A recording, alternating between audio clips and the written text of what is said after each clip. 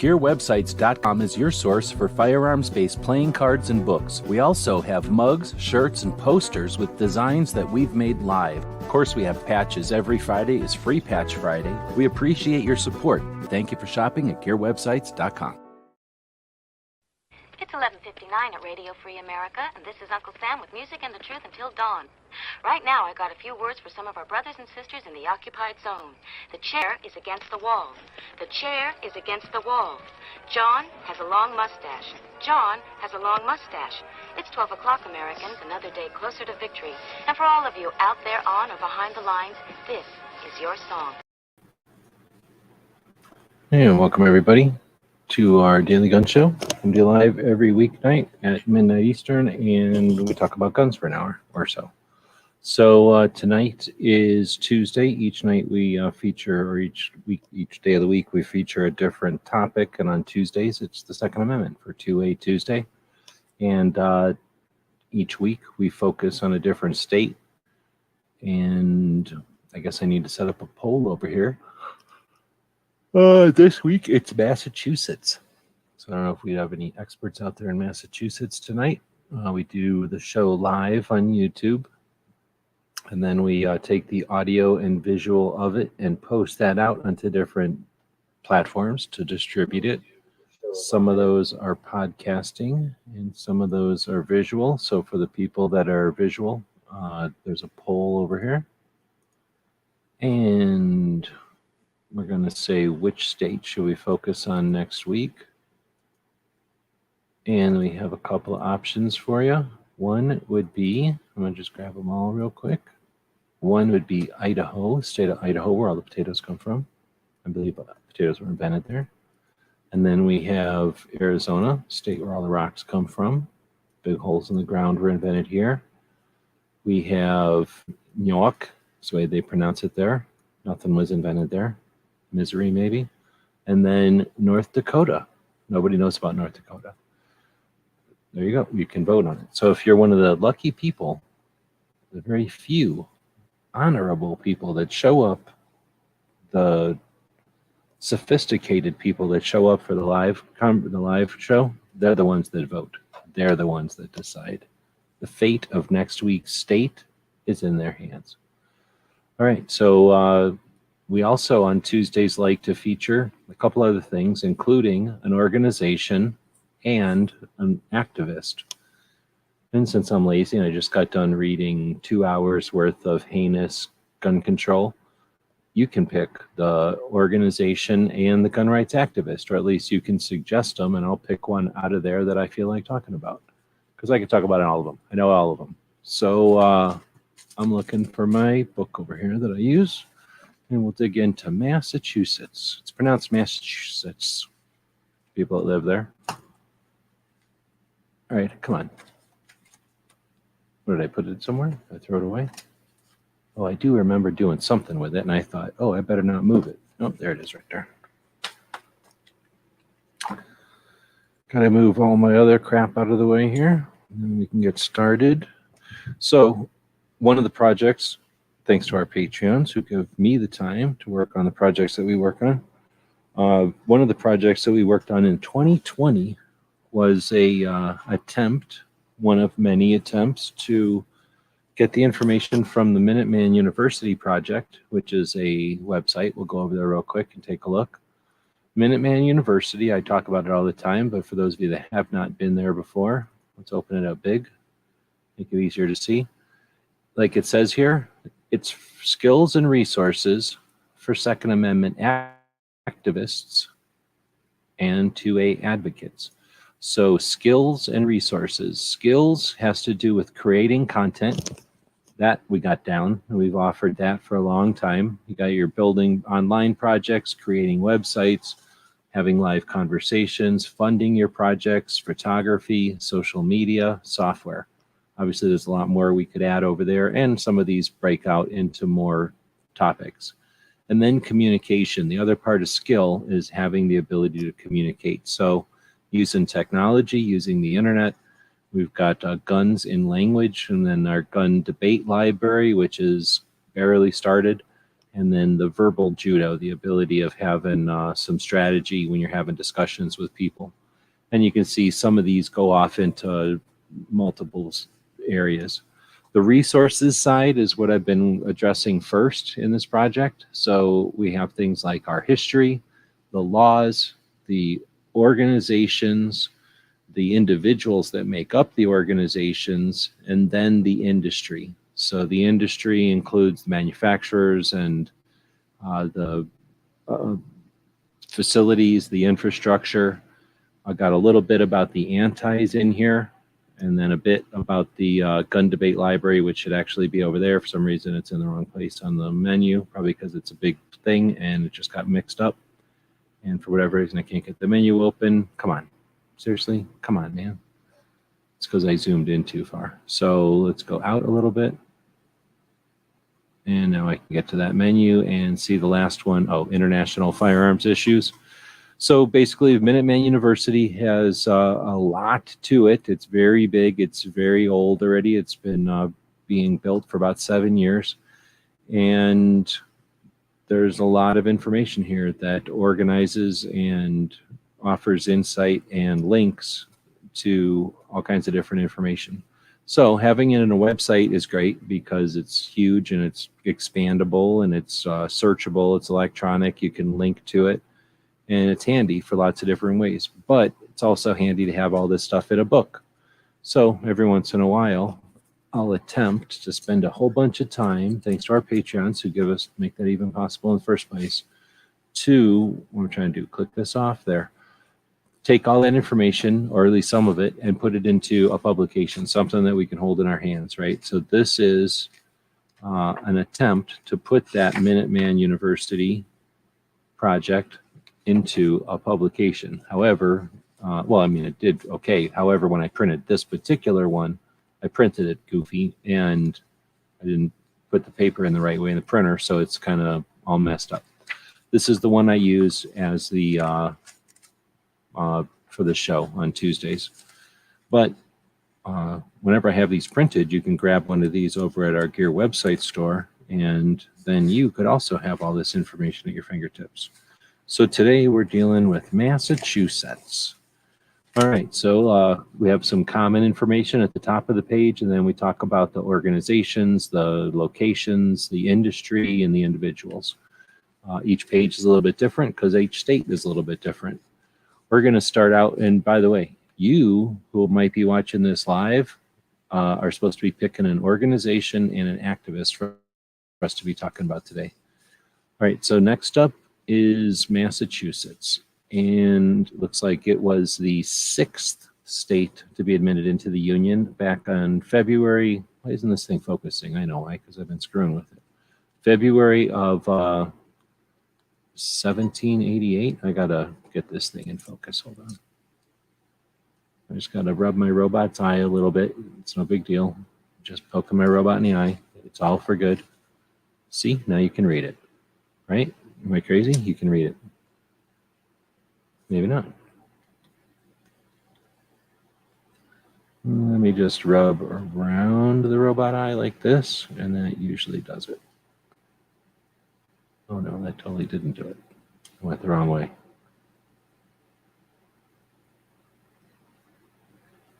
There it is. Okay, now we can read just like if you had good glasses on. This is what robots see. Okay, so it was admitted to the Union February 6, 1788. It was the 6th date, and their flag, I'm guessing, is weird because it's, what is it, just white with a little thing in the middle? Is that a flag, really? Is that really? I'm going to go look it up. Massachusetts flag. Massachusetts flag.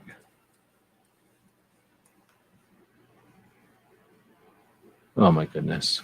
Yeah, they have a white flag with a little blue spot in the middle. They gave up when they started ranking their state. They just gave up right away, made it on a white flag. I can't even imagine.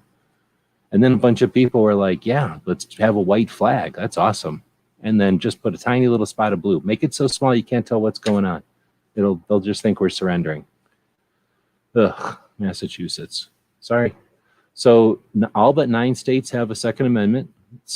Massachusetts does have a Second Amendment, and look how big it is. I had to write it so small I can barely read it. So let's try this here. So this is their Declaration of Rights, Article 17. The people have a right to keep and bear arms for the common defense.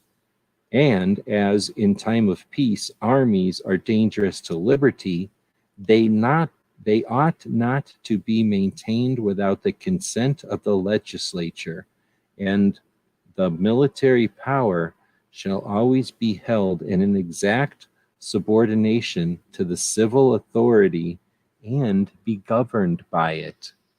Whoa, that's their state constitution. Let me read that again. I'm all into reading. I've been reading for 2 hours. The people have a right to keep and bear arms for the common defense.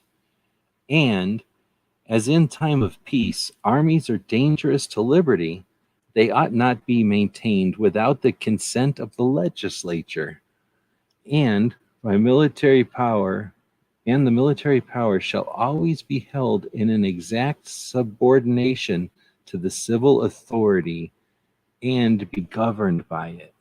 Dang, that's crazy. I didn't read all these. I just copied and pasted them. So this might be the first time I read that. That's crazy. All right, open carry with permit. All right. Concealed carry may issue 400,000 permits. One of the sections we have in this is a list of all the states, and so we can see like what order their concealed carry permits are. Here they are. It's a little hard to find because the book's all cattywampus, is that the right word? It's all out of skew. But number of permits, Massachusetts at 400,000, you might think, oh, that's not very many. No, that's a lot. Massachusetts, if I did it in order of the most, Florida, Massachusetts is like, if you don't count Vermont, 2, 4, 6, 8, 10, 12, 14. 14th out of 50 states. Massachusetts has more concealed carry permits than Colorado, Wisconsin, Arizona. We have constitutional carry, though. And they have a higher population, I bet. Kentucky, South Carolina, Oklahoma, Minnesota, and then other states. So Massachusetts, 400. Pages are falling out. Hold on. 400,000 per. Crap. Close the wrong page. 400,000 permits. All right. Massachusetts, does that have anything to do with guns? Let's find out. They don't have a state firearm. They don't have constitutional carry yet.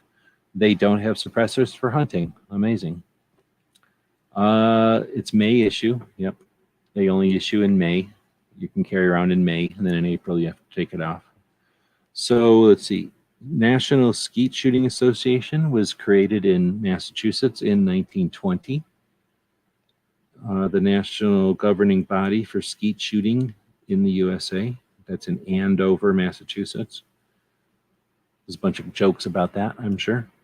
Then we have the Gun Owners Action League. Gun Owners Action League. GOAL is what it's called. That's their logo. One of the first online, one of the first gun owners, state level gun owners rights groups that went online. They've been in organizations from 1974. Is a member-supported organization whose sole focus is to protect and restore Second Amendment rights for Massachusetts residents. And I would say one of the first pro-gun websites I found when I started doing stuff was the GOAL website. Then you've got the Liberal Gun Club. Oh, I would have thought they were in California, but I guess they're in Massachusetts. Started in Massachusetts in 2008 in Newton. I wish I could say more good stuff about the Liberal Gun Club, but I'm only going to remain neutral. So I try to be as optimistic as possible. The best I can give you is neutral on the Liberal Gun Club. They have the Westchester, I think, collectors, gun, and knife shows, 700 tables since 1984. That's in Marlborough. I have no idea if they're still happening. As of 2020, of course, when I wrote this, it was before the stress. So this was an attempt to put some of the bigger promoters, give them some coverage, not necessarily the shows, but the promoters themselves. And somebody from Massachusetts would have to tell us if that's if they're still doing shows. Hopefully they are. Now you've got the real Springfield Armory. Everybody gets confused because a bunch of people who later became anti-gun bought the name of Springfield Armory from somebody and are using it somehow. And they even put the crest and, you know, basically make it look like they have anything to do with the actual Springfield Armory, which is started as a museum in 1978, but it was our first armory and our first museum, I think, if I'm remembering. I know it's our first armory. Maybe it's our second armory, actually, now that I'm thinking about it. But it's definitely one of our oldest armories. This is where all the Garins were built, or most of the Garins were built. Most of the M1 Springfields were built in this building or in this facility. They still have 10,000 guns there with 1,500 of them on display. It opened as a museum in 1978 with this main building. And then additionally, in Massachusetts, you've got another museum which holds the Smith & Wesson collection. The Smith & Wesson Gallery of Firearms History and Wood Museum is in Massachusetts. I wonder if Toby's ever been to the Wood Museum over there. 1,600 guns, 150 of them on display. It was created in 1995 in Springfield, and I think it's not necessarily Smith & Wesson's collection. It was something like Smith & Wesson's wife or Smith's wife had a collection and eventually gave it to that museum or something like that. I'm trying to remember. So as far as famous people in Massachusetts, I don't think there were any. Oh, no, wait, there were a whole bunch. So you've got Horace Smith and his buddy Wesson, which created the Volcanic, which created lever action rifles, and they sold that to Winchester when they got bored of it. And then they created the revolver, at least the modern revolver with a bored through cylinder. They got that patent, let that guy deal with defending the patent for the bored through cylinder. They used it under his license in their revolver with their cartridge, which was the 22 short, invented by these two dudes. 22 short, first cartridge, and first revolver with a bored through cylinder that used cartridges. Innovative, made in Massachusetts. Who would have known? Later on, you have people like Melvin Johnson, who made the Johnson rifle. There's actually one of these with a sporterized stock in at the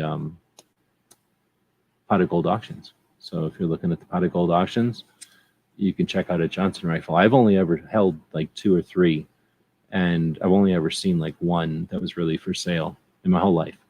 Johnsons are not hanging out very often. I've seen them at gun shows, I guess, for sale.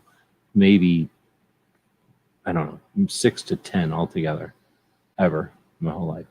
So anyway, you got Smith, you got Wesson, and then you got some businesses. So you got the company Smith & Wesson, founded in 1856.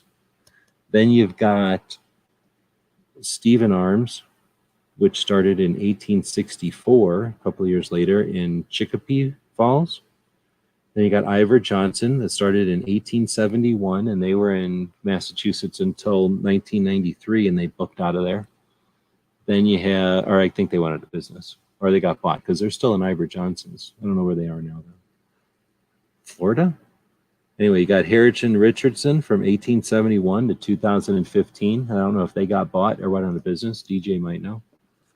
Then you got Savage, founded in 1894. That dude was Savage.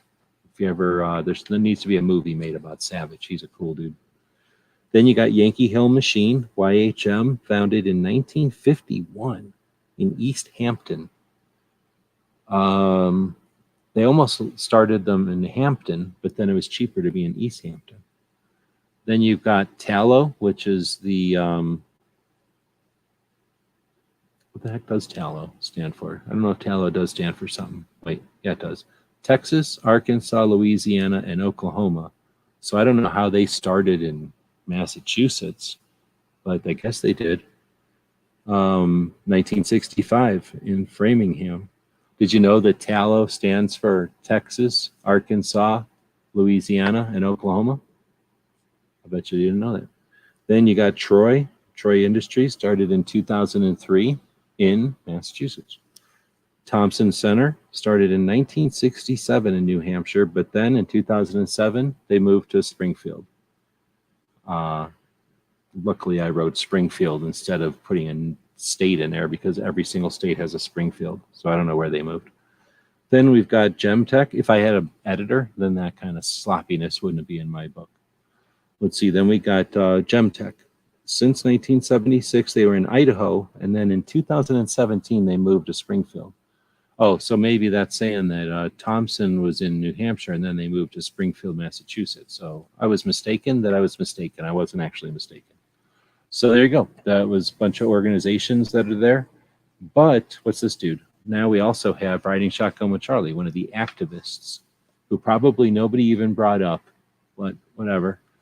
Activist in Massachusetts. We also now know Toby with Rapid Fire Radio. It's 2 years later, but we would probably put Toby in here if we were making this right now. So each of these pages was one state. So this is information that we've collected over the years and put it on the Minuteman University website. You can go over there and search for state and stuff. But this is designed to be something you can have nearby if we're having a conversation in a chat, or if you're having a discussion with somebody and you want to reference something or just do something. I try to make it visual, at least for me. I do better when I can have some visual stuff to cue off of. And then the idea was to do these projects because there's a lot of data, again, over on the Minuteman University website. So the idea was to take some of these and put them into usable chunks, right? So 1 page per state. We've done some others that are calendar centric, like an almanac, 1 page per week. So basically a 50-page book, 1 page per state, just a page or 2 on each end for a little fluff. And then some of the states that didn't have as much stuff to offer, we filled it in with, like we saw, the ranking all the different CCW numbers of CCWs for the states. This is a chunk on Olympic shooting, a little bit of the history of Olympic shooting. We have ranking all the indoor shooting ranges. Well, not all of them, but the biggest of indoor shooting ranges. There's another one in here somewhere for outdoor shooting ranges. But one of the reason I'm explaining that we have these sections here is because this section is all the people that helped make this book possible. Actually, not that many people. This many people on the left here.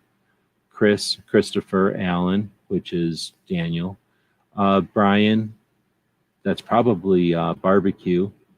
Steve, Carrie, I put everybody's first name in here, but a lot of these people are locked and loaded. That's DJ. Nolan, this is Gun Library Garrett. And anyway, so what is this? 2, 4, 6, 8, 10. What is it? 2, 4, 6, 8, 10, 12, 14, 16, 18, 20 people made this book possible. I mean, our Patreons give me time to put stuff together, but you have to organize this and figure it all out. So those couple of people made it possible. So thanks to that. And the way that we said thanks to that in the book itself is, if I can ever find the page again, that over on the inside here, we've got a thank you on each page to the people that made the page possible. So thanks to Gun Library Garrett for making Massachusetts possible. When we do the next one, we've got a lot more maps. This was the crappy first version of the information map I tried to make, or an infographic map. And I tried to get too much on one map, I think. I tried to get CCW in there, open carry, constitutional carry, hunting with a suppressor, and state firearms, all in this one map. And it just didn't make sense. So we're going to have a lot more maps in the next one. And anyway, yeah, that's this Massachusetts. I've never been there. At least if I have been there, I don't remember it. It must have been when I was a little kid. So thanks to the people that are out there that spread the word. Charlie, Toby, others. Rupan is from Massachusetts, it turns out. He probably told us that before, and I just don't retain stuff from the East Coast. I can't retain metric locations as good as some people. So that was, oh, I'm not screen sharing. There we go. That was the state portion of the show. Now let's go see if we got some good suggestions for activists. Taking a quick look over at the poll for what state we're going to look at next week. We got 2 votes for Arizona, 1 vote for Idaho, and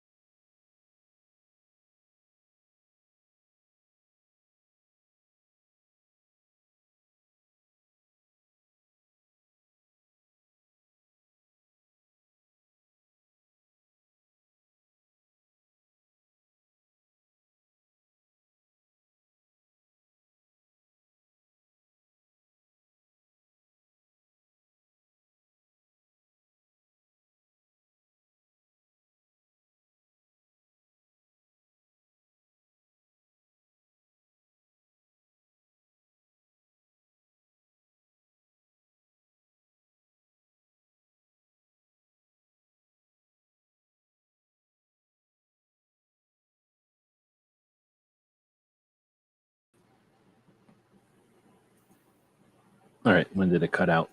What was I saying? This is internet censorship because we're talking about guns and because we're so authentic. All right. After state info.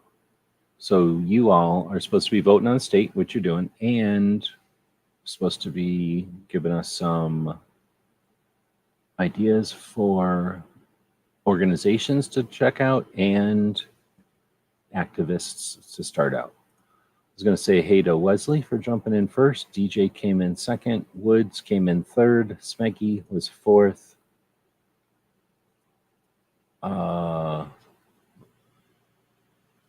Hey, what's all that about? Woods. No, I already got Woods in there. Is that all that's out here? Is just the 4 of you? Okay, that's everybody, and then Alex. So we're looking for some let's go with an organization first. Let's see. Going through the list here. Pink Pistols and Blazing Swords.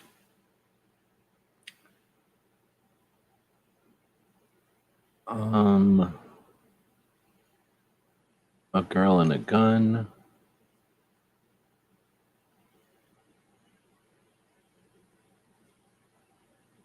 No, Tallow is a place that makes guns. They customize guns. They buy lots, chunks of production runs, and then customize them specifically, and then people buy them and sell them. Like gun shops buy them.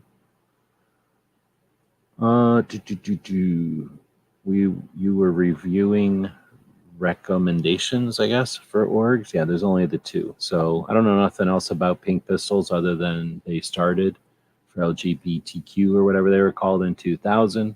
And then Blazing Swords was created after the thing in Florida. And Blazing Swords was Aaron, who was the boss of Blazing Swords. And the deal there was to create a directory, I guess, of instructors who would instruct LGBTQ, whatever. And that was it. And then that was designed to give people who wanted to an opportunity to help folks, and folks who wanted a chance to train gave them some training. So it was a meeting type of a situation. And then Pink Pistols never was nothing. So Pink Pistols somehow was nothing, and then all of a sudden was a piece of Blazing Swords, and then I haven't heard nothing about it. So I don't know if anything's been happening from that, but there's not much to say since after the announcement that they were merging. Has anybody heard much from them? And I don't know if it's just they went back to not being an organization, which they could have done, or they just haven't had anything to do. Like, that they're not reactionary. If they're reactionary and there's nothing to react to, then we're just, they're just there. But then what was the other one? Was Girl and a Gun? I have to go look up Girl and a Gun again, because I know that one of them, I'm pretty sure I'm mixing up the origin stories at this part. So a Girl and a Gun.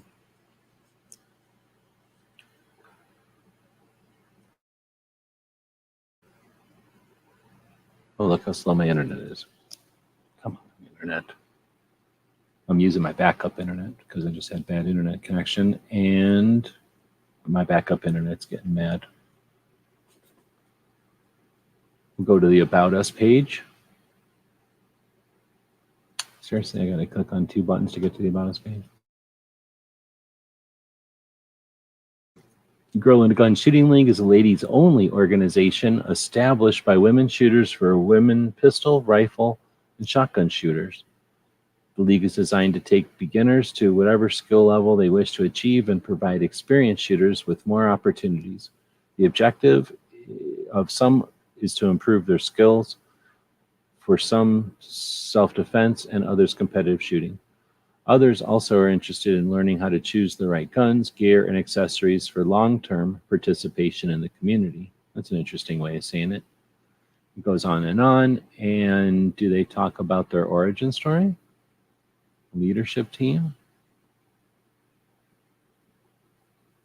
So Juliana Crowder is the one who started it. Is a dreamer, teacher, and a leader. She empowers women to take personal responsibility for their safety by learning the proper handling and use of firearms, and invites women to participate at the shooting range. Although she was raised around firearms and married a Marine, it wasn't until 2004 that Juliana just developed an interest in the competitive action shooting, hunting, and self-defense. All right. So, and then Robin Sandoval and Tatiana Whitlock is their training director now. So I don't know these other girls. And let's see, Robin is a converted anti-gunner who shares her journey from gun control to gun rights. Robin is co-owner and executive director of Girl and a Gun Women's Shooting League and manages the day-to-day operations of the organization.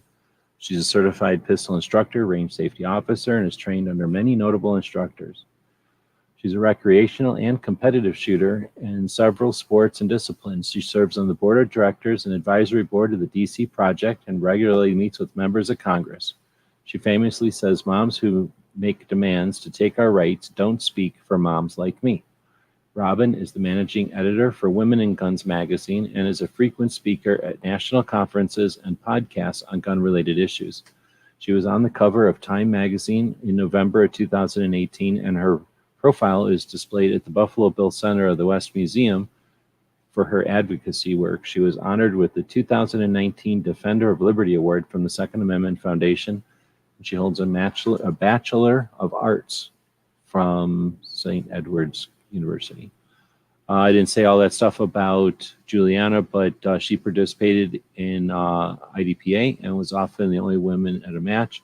She would see women there with their husbands, but was always sitting on the sidelines. So this portion is the origin story of Girl and a Gun. On February 28th, 2011, she held her first Girls Night Out, a casual, unintimidating event on safe shooting, followed by girl talk at a restaurant afterwards. So basically, a girl invited some friends to start hanging out, and then that started a massive organization that's now probably, depending on which angle you're looking at it, the top level female-focused organization, definitely, if you look at it, dedicated to both training, awareness, and advocacy, then it's the largest, because DC Project doesn't train at all. DC Project doesn't have any kind of shooting at all, except for fun. So you could say Girl and a Gun is the most effective, largest female-focused Second Amendment advocacy organization on earth. Yeah, I think you could. So it got its start by one lady taking our friends out to chat after going shooting. Has anyone ever done that before? Have you ever thought about the potential consequences with a little deliberate action and setting goals and getting help to achieve those goals? What the effect can be and what the consequences could be? Only a few girls showed up. Oh, damn. So she probably gave up and didn't even do it again. Probably talked shit about it online. But each week, a few more would come. Using this simple format, she has helped bring thousands of women into the shooting community. Juliana is a passionate speaker on women's issues and as gun owners. Juliana is a passionate speaker on women's issues as gun owners. Women's issues as gun owners, concealed carry, and Second Amendment issues. No, that's wrong. I knew it was going to be wrong. I could have mansplained this sentence to him better, but whatever. Action shooting sports and firearms education. She has been on the Blaze, whatever these places are, I don't know. She was Miss September in the 2012 Bond Arms Fight Like a Girl calendar.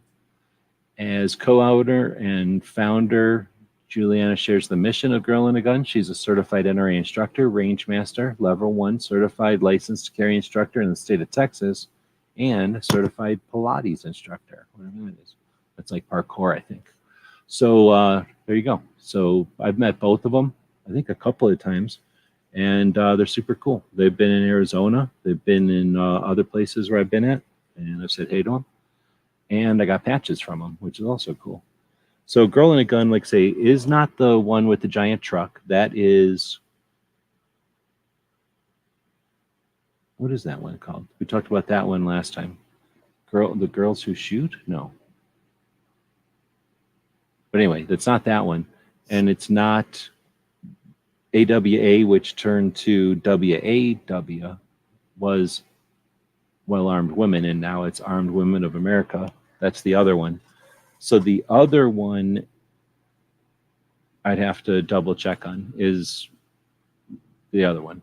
This one is the one that started with Juliana going to matches and being bored and then getting her friends to go, why don't we have our own match? And then boom, now it's a match.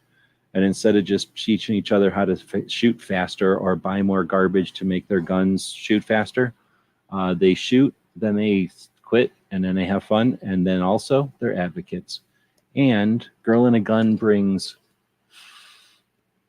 600 ladies to Colorado each year and trains them, gives them skill building, makes them into better instructors, but also activists.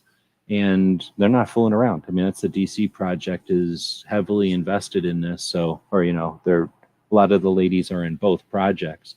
So when they get together in Colorado, 600 deep, and start talking about guns and our rights and our descendants' rights, chicks seem to dig it when they care about their kids or whatever often. So, yeah, pretty awesome organization. One of the reasons why gun control has been so ineffective, because of those two ladies got together. Well, one lady started hanging out with her other friends, and then Robin started helping her out. So there's two organizations for one. I don't know anything about Pink Pistols or Blazing Swords other than what I told you. And now you know what I know about Girl in a Gun. And I guess we'll use those as the advocates also, because we just talked about Aaron and Juliana and Robin. Let's see. All right, so I think that's everybody. Pilates is stretching for parkour. Yeah, I know. All right, well, with that, DJ's dropping some links for stuff. I guess we're going to choose Arizona for next week. I have talked about this week. We've talked about the organization and the activist, which effectively is 3 layers of 2A. That's pretty good 2A. We just got done reading an hour and 45 minutes worth of the heinous new infringements. They're pretty heinous. So there's a lot to be concerned about in there. And there's a couple of new strategies that are at play. And I don't know if there's anything to do about this one other than watch it come through and we'll be interested to see how people react. It'll be interesting to see how people hype it up or complain about it or ignore it. That'll be interesting. And yeah, it will be something to pay attention to. We know we have other things happening. So those of you who are putting in the work, thank you for that. Thank you for those who are making it possible for the rest of us to put in work. And let's see, went with the end of the poll. I'll take the results of that and shove it into the comments so I don't forget. We'll be back tomorrow with the tactical quiz. We'll be back next Monday with Sharon from, I don't know, Washington Civil Rights Organization or something, but I don't actually know the name of her organization that she was working with off the top of my head. But S.A. Hincliffe, right, from Washington is going to be on next Monday. I should probably learn how to say her name better before she's actually on the show and I sound like an idiot. But that's a good one. She's awesome and has offered to come. Oh, I guess I already have everything halfway in here. Has offered to come on the show on the regular. So we're going to do the initial interview and then potentially going forward, have her on like once a month to chat about 2A maybe. Interested in chatting about 2A once in a while, stuff like that. I have to now not save this, I guess. Thanks, StreamYard. All right, so it did turn into Arizona, thanks to DJ's horking the vote. Thanks everybody who stayed up this late. And for those of you who are listening in the podcast, we're getting quite a few views over there. I understand that when people use the podcast platforms, it's often, you hork the audio off of there and stick it on a, what do you call it, a cassette player or whatever, and you listen to it while you're exercising or whatever you do, walking, jogging or whatever. But so if you're not using the podcast platforms as social media platforms and type in comments, totally understandable. If you do, please leave us a comment. It lets us know which platforms to spend our effort on, which icons to make larger, for example. But if you're listening and you don't use those things as platforms, consider jumping over to our Patreon, saying, hey, come jump over to our YouTube or our Instagram. That's the places, those 3 places are the ones we use most often on the daily. And then if you're on one of those other platforms like Minds, which is pretty neat, or Locals, or, well, there's a whole bunch of them out there. If you're on one of those, again, subscribe to the channel and say, hey, so that we know what platform out there we should spend more time on. There's a lot of them. We like to have coverage out there, but the ones we spend our time on are the ones we know there's people out there. So with that, thanks again for watching and listening. We will be back tomorrow with the tactical quiz. Lots of stuff to check out. We suggest you check out the community tab on our big channel, where whenever we see something interesting, we post a link to it so that you can have an eye on what is focused on our Second Amendment.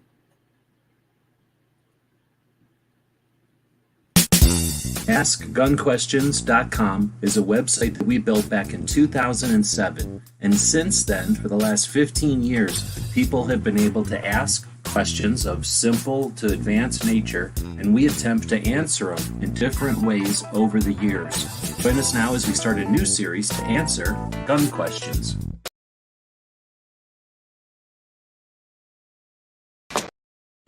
Tonight's episode, the Rip. Tonight's episode, the Ripoff.